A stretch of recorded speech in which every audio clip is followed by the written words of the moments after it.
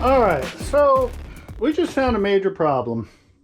We were going to fit a piston in number 1 cylinder and check the rod bearing clearance.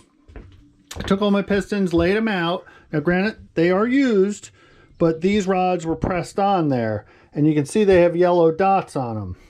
Well, the machinist that did it obviously didn't have a clue, because if you look, the top of the piston says front.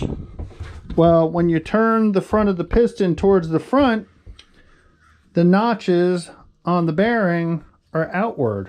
Notches on the bearings always go towards the camshaft.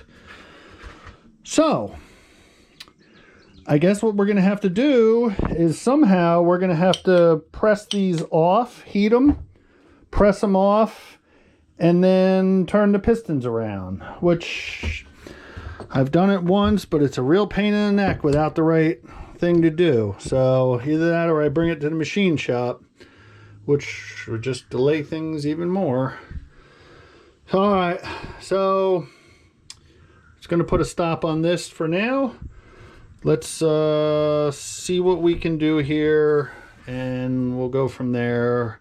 Maybe still fit this side, I don't know. But like I said, I can only all the pistons are lined up for one side and one side only, which is just dumb. All right, what do you do, right? Back yesterday and cleaned them all off again. Just blew everything off again too, make sure no crap in them. And we are going to put the rings on this morning, and then maybe start setting a couple pistons. So I'm not going to bore you with the whole thing. So this is the actual ring pack. See, it says top groove, second groove, oil ring. So it's critical that you get the right ring in the right position. So you got to really pay attention to what you're doing, and just make sure you don't put the wrong ring in the wrong position. Now, for years, I used to walk the rings on right around the piston. They say that's not the right way to do it. Now, here in the instructions, it says the oil ring, you can do that. But with the top ring and the second ring, you don't really want to do that. So oil ring is very thin, but I guess on the top ring you can mess it up. But I did get piston pliers, ring pliers I should say. So all right, first thing we're gonna do is take this is the piece that goes in between the oil ring, number 1 piston, and what we're gonna do is we're gonna just walk this on like that. And it has to be butted, not overlapped. A lot of people think it's supposed to overlap. That's supposed to butt. So you butt that together, then take an oil ring, and the oil rings can go any which way. Whoop, they're caught together. They do have a little oil on them already, so they can go, there's no up or down with them. I'll show you on the other pistons. Or the other rings, I should say. So what I do is I'm going to put it in here and then just kind of walk it around onto the piston.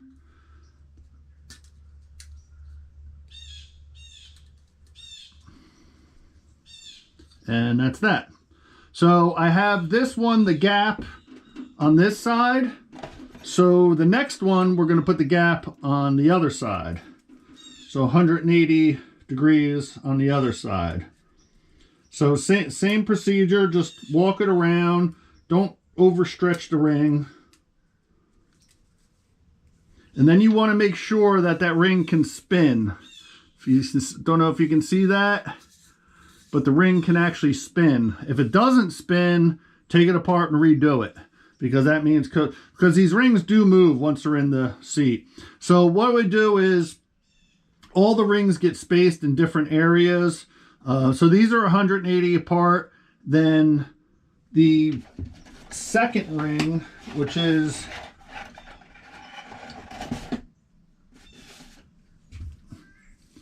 The secondary ring, I guess, is a compression ring. They do have dots on them. I'm sure you can't see that, but it does have a dot, and that means it goes up. So what we're going to do is, since we have these staggered this way, we're going to stagger them on this side. So make sure you face it up. Just hold it. Take the ring expander. Pretty simple. It's a little tricky to hold the piston. You know, a lot of people do it in a vise. And done. That's all. And then now top ring goes... No, see, I messed up. Or I grabbed it from the wrong section. Because this has a mark on it, has a paint mark. That's actually a top ring. So we're taking that off. That's why you really got to pay attention. The top rings have a spray paint mark on them. The bottom rings don't. I don't think. Or do they? Yes, they do. Okay, I'm wrong. I'm wrong. It's a different color. So I was right. Like I said, you really got to pay attention.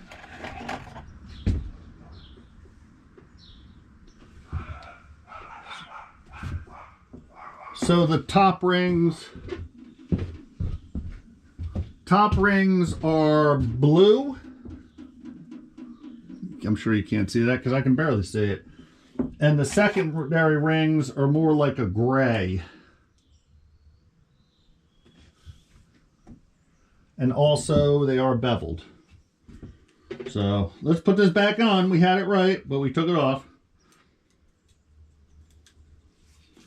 Put it back on there again. Down on the second ring gap. And then the top ring is blue. And we'll just stagger that 180 to the other side. So spin the piston. I know it's kind of probably hard to see this, but it's not rocket science. You just don't want to break a ring. And like I said, for years I walked them on by hand. Never had a problem, but this is more of the proper way to do it. So they say, so everybody says. So that's your completed piston. Rings are on, and that's what it looks like. So I won't bore you with doing the rest of these. I'll get these done, and as soon as I get that done, we'll put number 1 in the hole, and probably number 2 also, and show you that. All right. All right, so all the piston rings are on the pistons. Took about 15 minutes. Always double check your top groove and your second groove. Make sure, because they are 2 different rings. The second groove is beveled on these. Most of them are.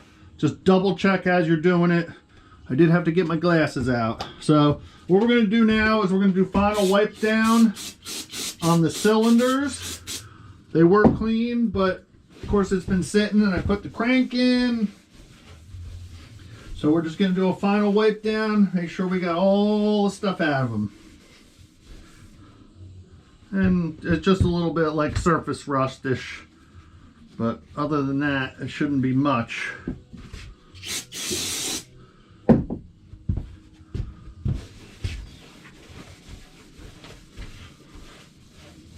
Things do glaze over a little bit. This isn't the optimum. See a little bit of rust. So what we're going to do is we're going to wipe that one again, make sure we get it all.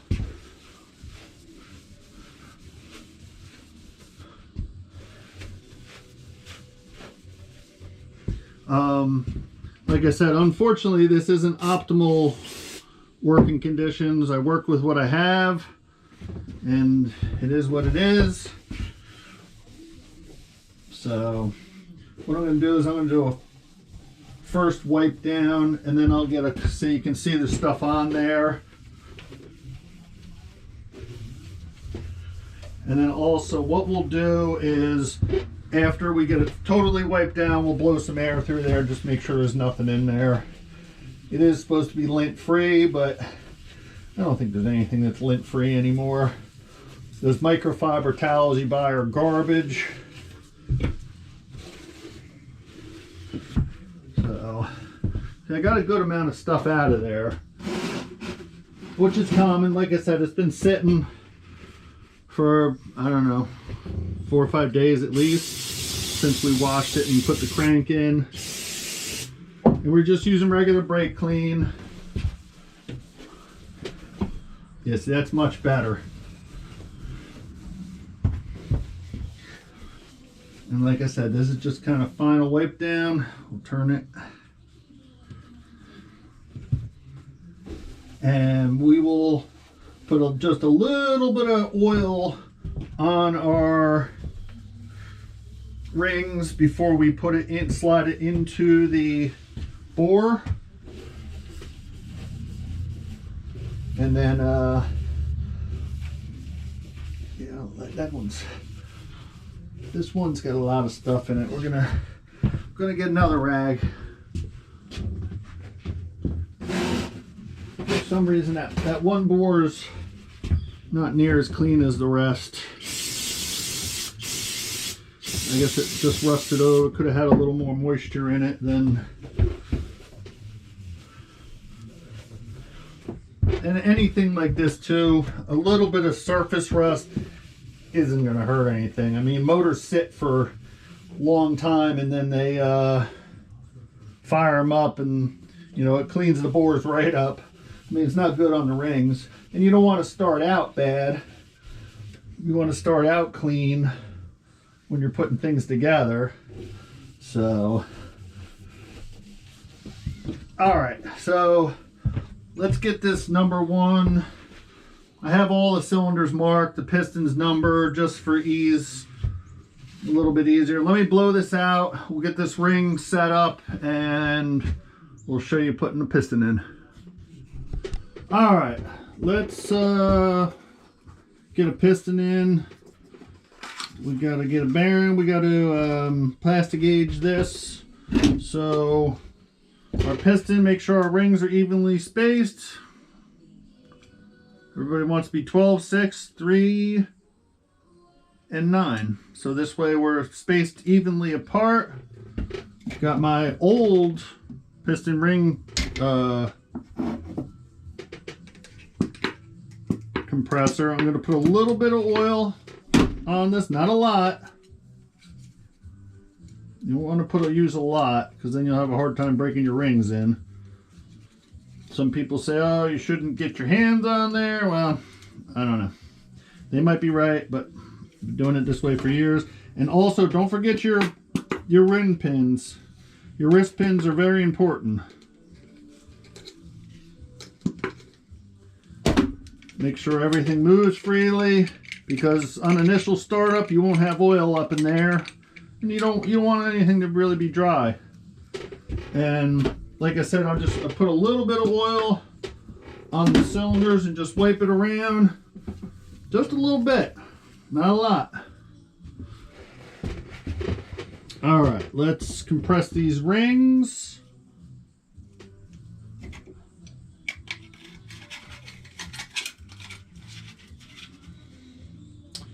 And there it is. You know, they have fancy ring compressors out there. I don't have anything fancy. Big thing with this is make sure it's square. I usually use this lip right here as I fall over and knock the motor over to make sure I'm square.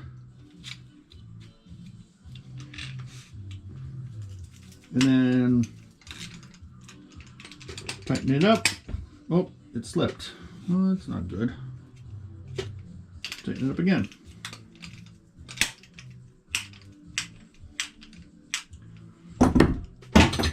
And we're dropping stuff. Wow. I think that's good, I think. All right, so what we got to do is take this rod cap off. Place it on our clean surface, and what we got to make sure we wipe everything clean because this kind of is final assembly. Just make sure you wipe everything good. And then we are going to take a bearing. We are putting this in dry at the moment. Actually, this bearing, this side, will get lube on it. Assembly lube. Assembly lube. Permatex Ultra Slick. It's my thing of choice. I like it. I think it works good. A lot of people put it on with one of those little Harbor Freight brushes, but I've had problems with them in the past where they leave the little hairs, and you don't want to leave that in your bearing, that's for sure. Now this is key here. They make a tool for this. I use 3/8 heater hose or fuel line. Put it over like that, and just see how it's faced out. That way you get a good area where it goes over the crank. So forward, and your notches want to go towards the center of the motor. So what we'll do is drop this in the hole. And then we use the butt of the hammer. You don't tap it with the metal part. I know I've tapped on the crankshaft with the metal part, but with this, you don't want to use, you want to use the butt of the hammer. Use the wood one, use the, you know, all different, and just tap it down in there. That's it. It's in. Now you can release this for your next one. What we do is put that aside, make sure our hands are clean. And then what we're going to do is, I don't tap it in very far because just in case it is off of the crank, I did wipe the journal off of the crank, bring it up, and then I just make sure the piston is straight and push it in.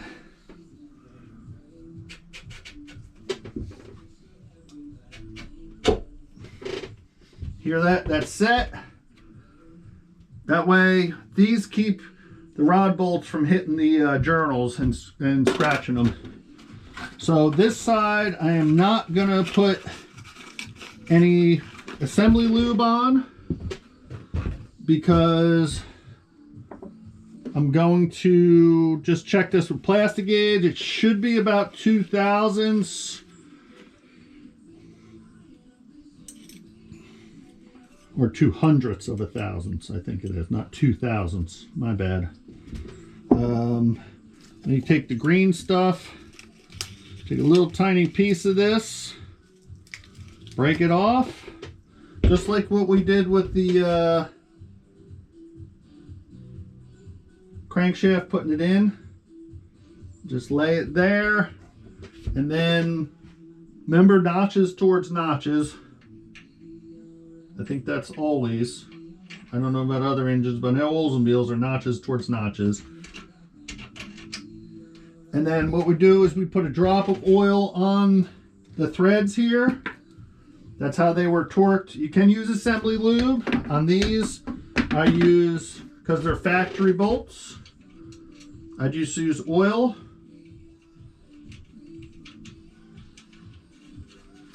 And then we'll buzz it on with this.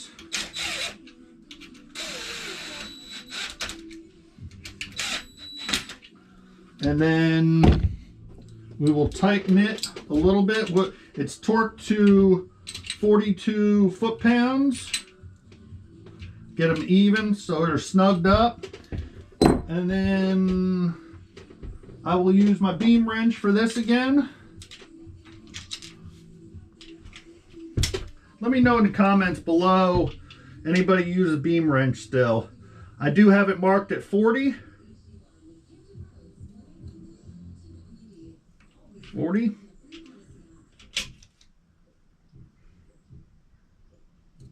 And you can do that in 2 stages, but I usually just tighten up with a ratchet to about 20. You can feel that by hand. Now let's take this off. We know that was torqued to spec.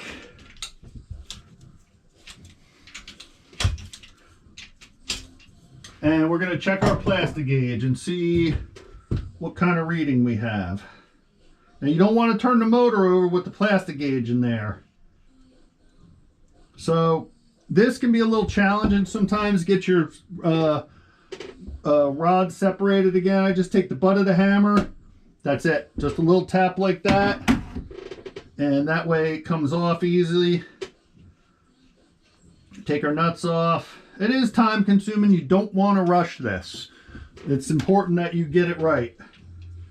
And then take our, and then there's our reading. And then we take our plastic gauge just like we did before. That looks right at 2/1000ths or 2/100ths of a thousandth. I keep saying 2/1000ths, I think. Well, maybe it is 2/1000ths. Yep, that's right on. So that is perfect. That's exactly where we want to be. So let me clean off this excess plastic gauge. I just use a little bit of brake clean. And it pretty much wipes right off. Sometimes you gotta do a little on your nail. I don't know if, I don't think it matters if you leave that in there. I don't know. Let me know in the comments with that too. I've always taken it off. All right. Then what we are going to do is we're going to put lube on this. And this will be final. This is it. And after this, I'm going to turn the camera off and I'll let you all do what you got to do, because there's no sense in you sitting here watching me put in 7 other pistons the same exact way. So remember, notches towards notches. And then I'm just going to use another drop of oil. Probably more than you need, but... And then put these back on. We'll buzz them on.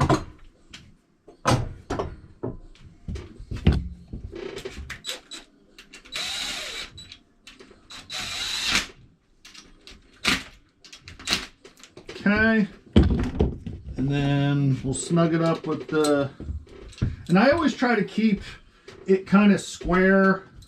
Don't know if it matters, but I don't know. I just kind of try to keep things level. Tighten these up to about 20 inch-pound, tighten them evenly. And then I guess we'll use the click. Because I'm sure somebody in the comments is going to say, oh, you can't use that beam wrench. Well, like I said, people use that beam wrench for the first 100 year or what, well, maybe 60 years of engine building.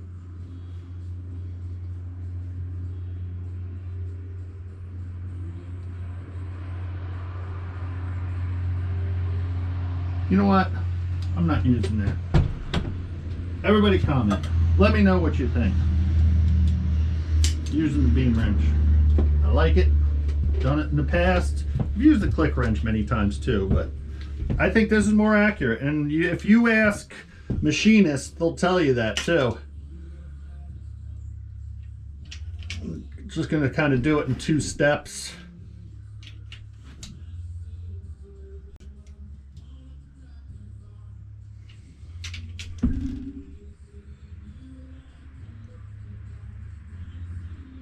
Okay. All right. And what we'll do, for everybody's pleasure, all the people that are commenting, oh, you can't use that, we'll take the click and we'll check it. Now, because we're not in a smooth transition, it won't be exact, but it'll tell you.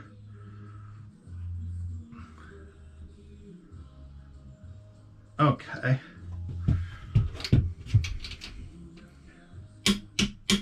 See? So there you go. That'll tell you it's pretty much the same. I think it's more accurate. So make sure this moves good. And then what we want to do is we want to always turn every piston or every part that you do, turn the motor over. Make sure it moves freely.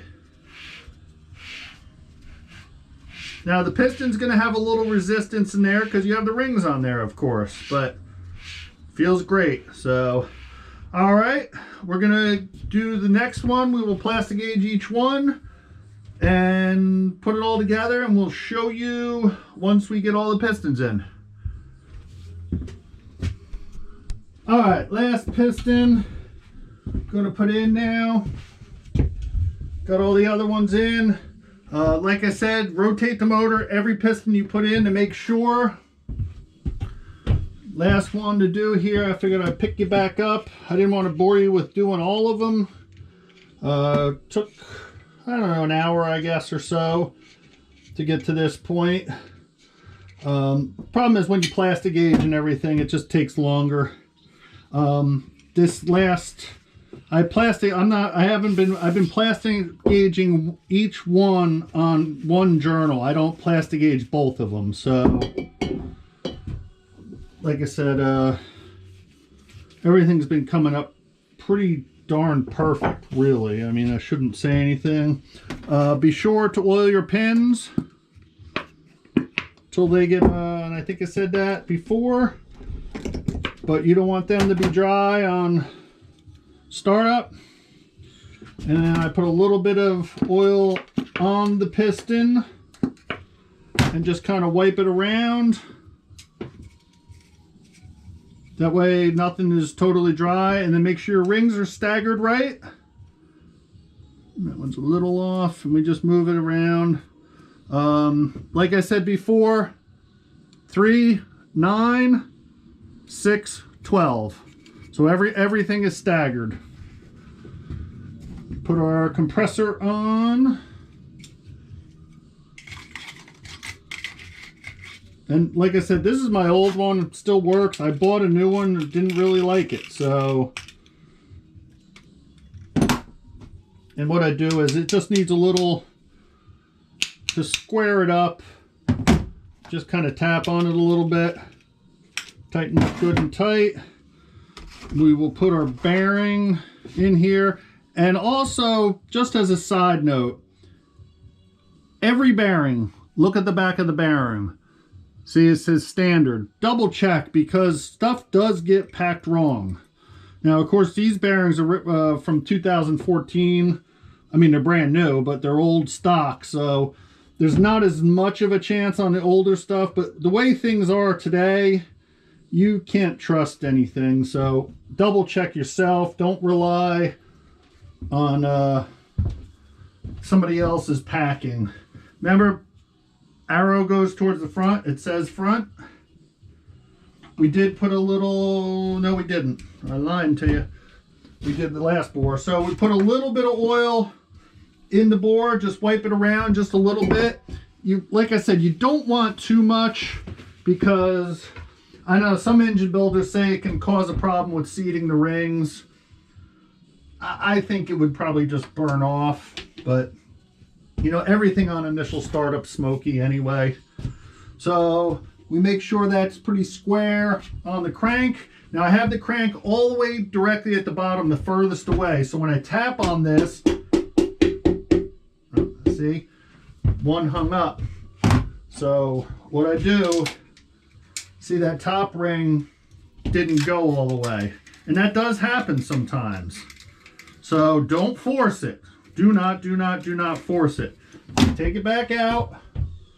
It's a little bit of a pain, but pull the piston back out. Double check it. Make sure everything's right. Everything's centered right.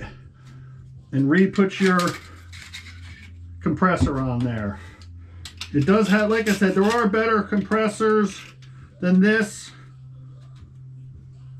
This is what I use, this is what I have. I try to use everything that I have. A lot of it's old school technology, but it's worked this long, so there's no reason it shouldn't work any longer. Back in the hole. Square it up on the crank. Make sure this is even. And then just a couple light taps. See, right in that time.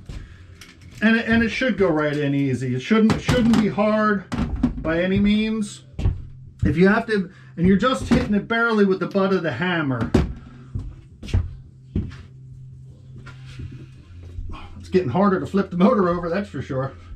I do have a bar for this. I don't know where it is, but... And so what we're going to do is push the piston up to the crank. Pull our things off, and that's the last one, so we're just going to throw them in the garbage. And like I said, we already did the last piston with plastic gauge, so we're not going to do it on this one.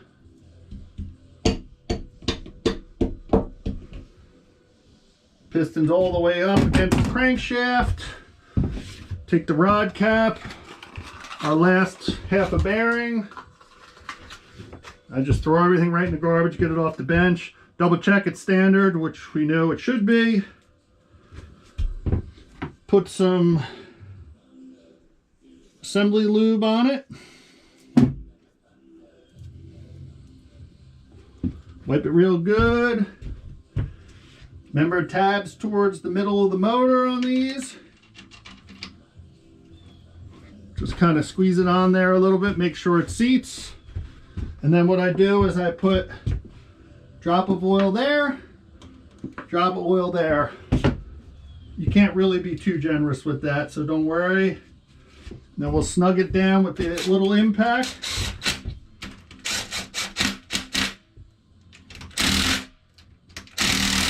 That's only set for like 20. So then what we will do, I'm just going to bring it up to there to make it right, and then we will torque it on.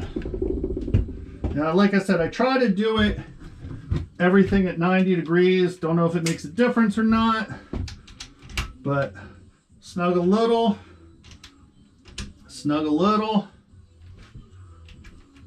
and then we'll do the full torque on this one.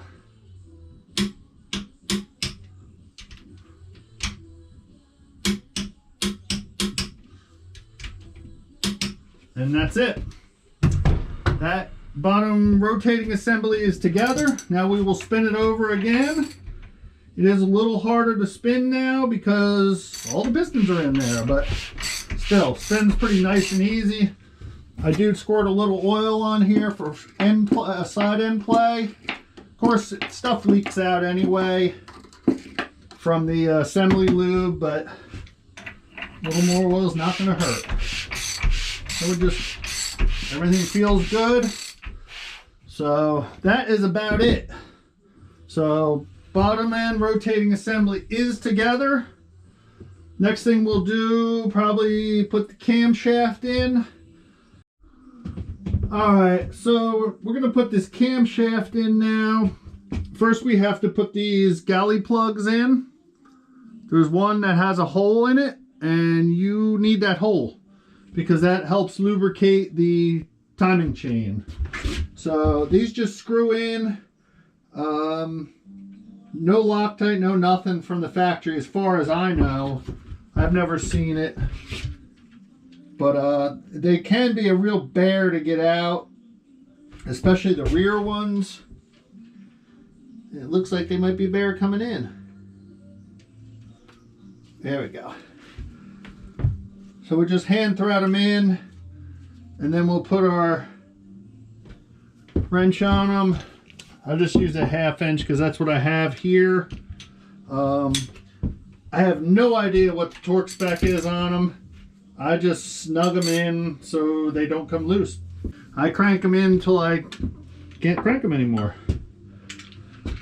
I'm sure in the Oldsmobile spec book there's some kind of spec for it, because there's a spec literally for everything, but I've always just put them in by hand and snugged them up.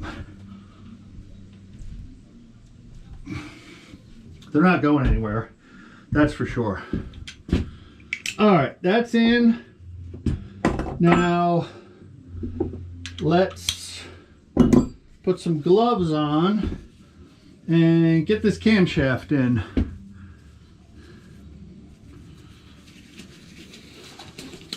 So, I don't know, probably, well, I keep saying I feel so old when I say 30 years ago. So about 30 years ago, I made this tool.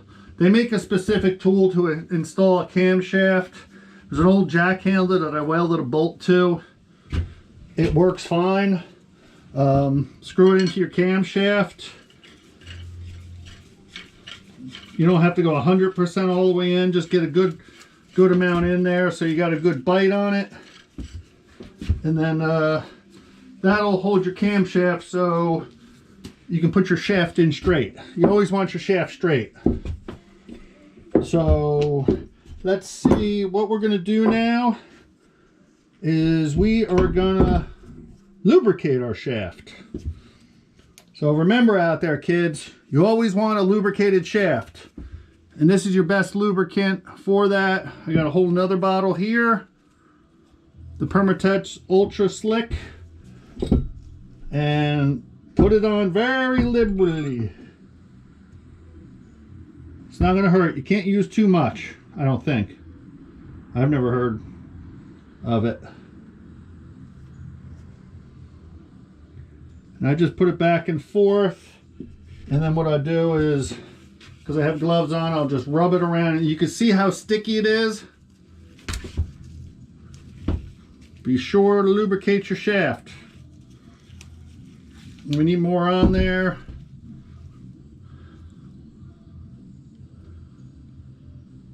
And then of course when you put your lifters in, you want to lubricate them very well also.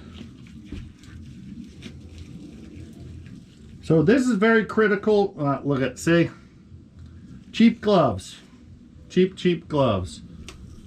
Damn it. So now we put our hand in it.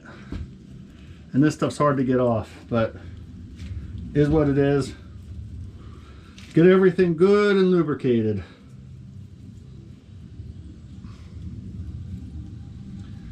And then what we will do is we will put it in, but we'll also lubricate it through the holes again too. So this is just getting our bearing surfaces and a little bit on everything.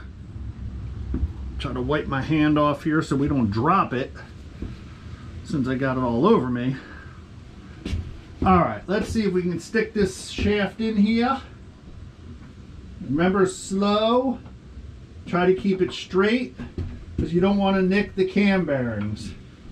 I have done this without the rod, and it can be done. It's not a big deal.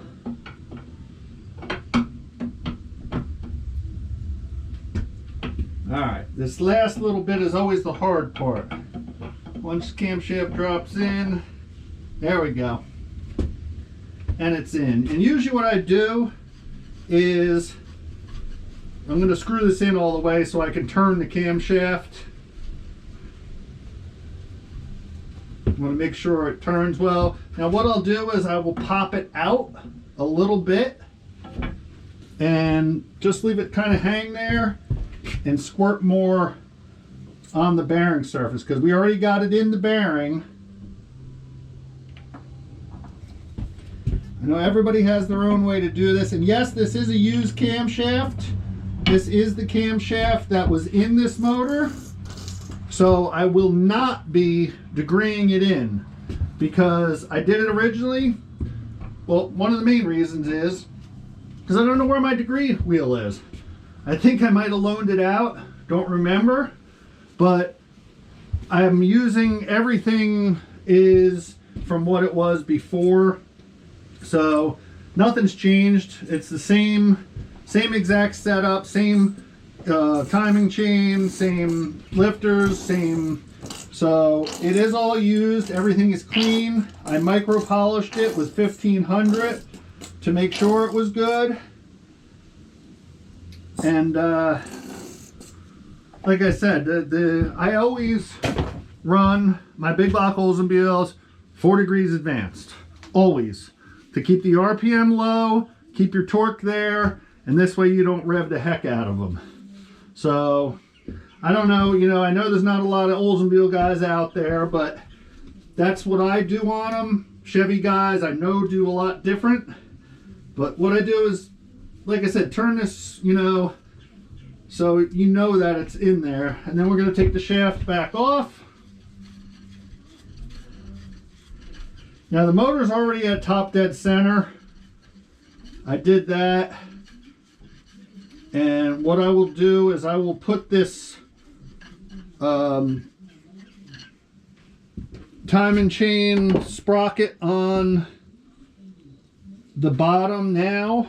Let me take these gloves off because they're about useless. I should have used the better ones, but I didn't. Dum-dum. So what I'm going to do is just put a little bit of regular oil on here. Just so the cam gear slides on easier. What I've done in the past is I've heated the cam gear. I've actually warmed it with a torch, and it basically slides right on then, which is freaking great. But I'll put a little oil in here just to, and we'll have to tap this on, which is normal. And if you can see there, it has different keyways. It has 0, retard, and advance. Like I said, normally with a degree wheel, you would degree it in and set your timing. This is cam timing, not ignition timing, to whatever your cam specs are. I don't have the specs on this camshaft. I know what lift and duration it is and what center line it's on.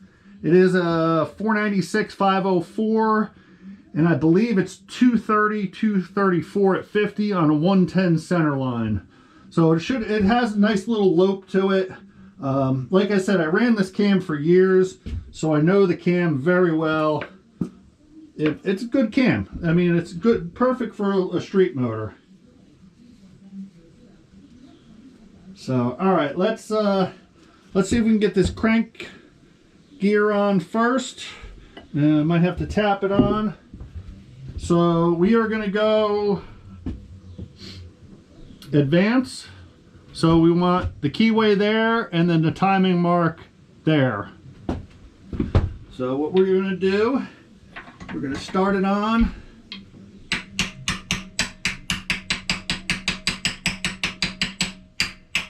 Oh. See, it started to go on there. Oh, there you go.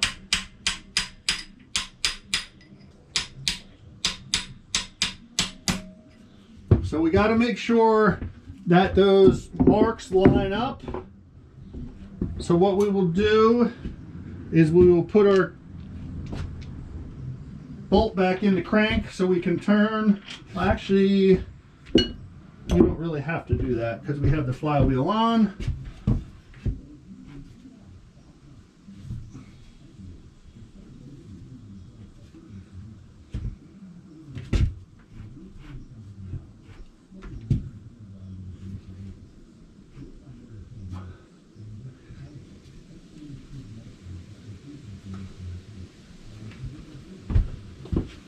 Let's see. That looks pretty close. So what we're going to do is we're not going to lubricate this timing chain yet. We'll wait till we put it on to not make as much of a mess. And on Fords, she used to working on Fords. On Oldsmobiles, they use a eccentric to run the fuel pump.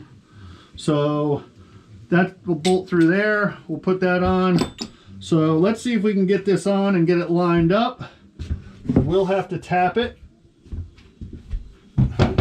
So like I said, we're going 4 degrees advanced.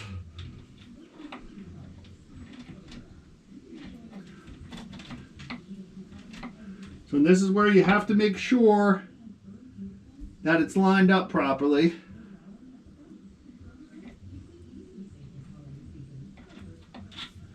And see, I'm a little hair bit forward, so I have to just go back a tiny bit because it gets to a point where one link you're advanced, one link you're retarded. So like I said, it changes. And then We need to turn our camshaft a little bit. And I don't have that bolt with me. I have the bolt, I don't have the socket. I can use this.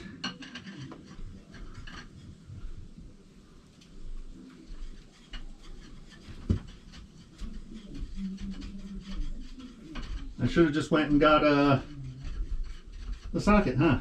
It would have been faster.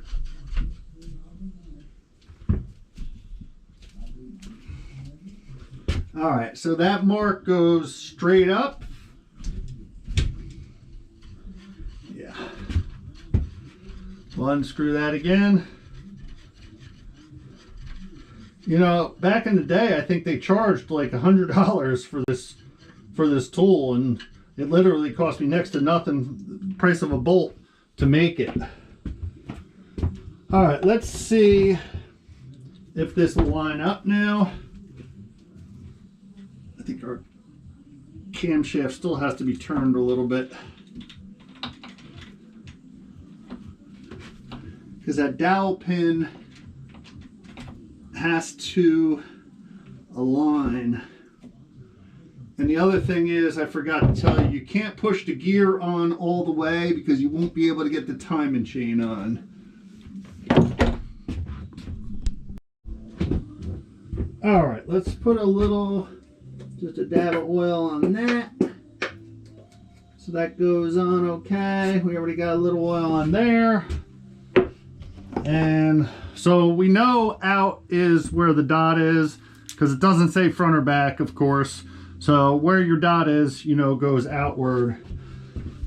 So we pulled the gear off of here just a little bit because we had hammered it on all the way. It can't be on 100%.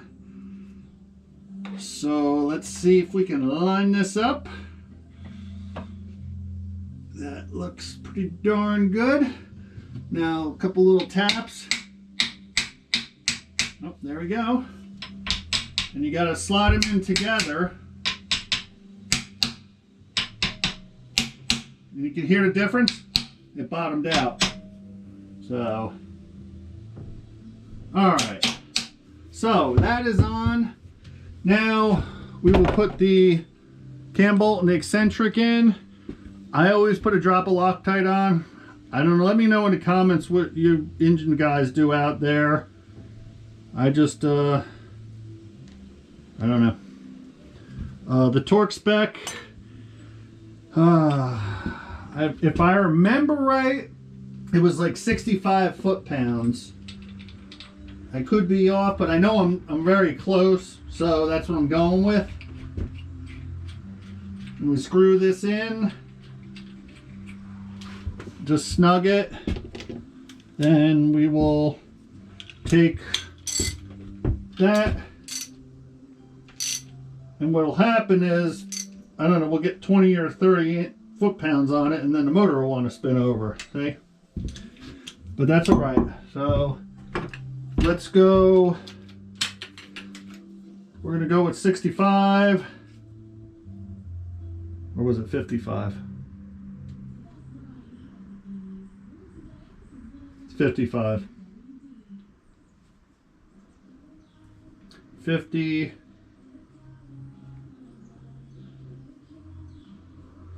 I don't know about this torque wrench. I'm still undecided about whether I like it or not.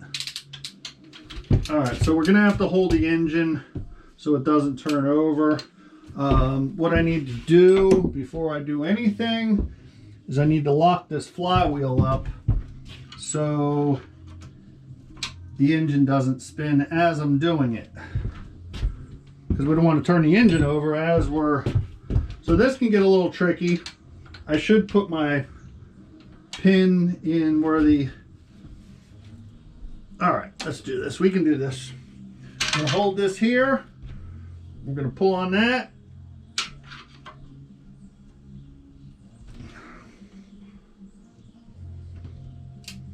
Hasn't clicked yet. There we go. Okay. All right, just a two-handed job, which didn't have to be, but I made it a two-handed job.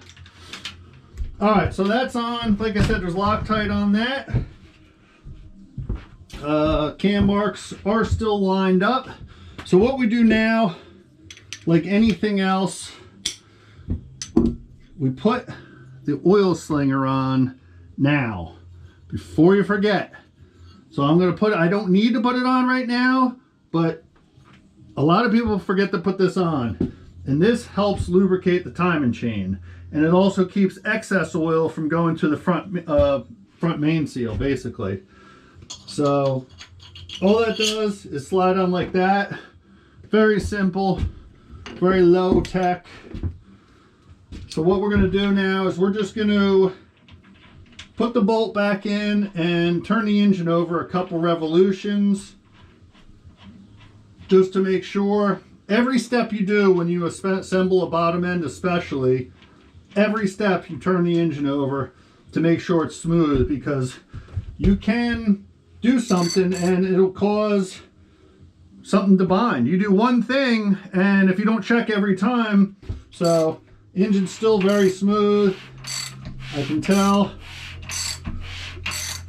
So what we're going to do is just bring it around to top dead center again.